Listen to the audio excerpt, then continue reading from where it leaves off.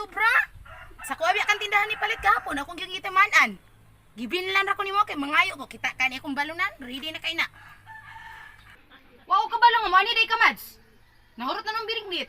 Wa man ko nimo gibinlan Marts nga sa kuha man kang tindahan ni palit.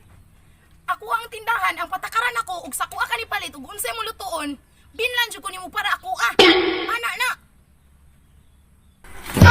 Uy! Kuyawang patakaran ni Bayhana. Di na jud ko sunod mo palit sa iyang tindahan.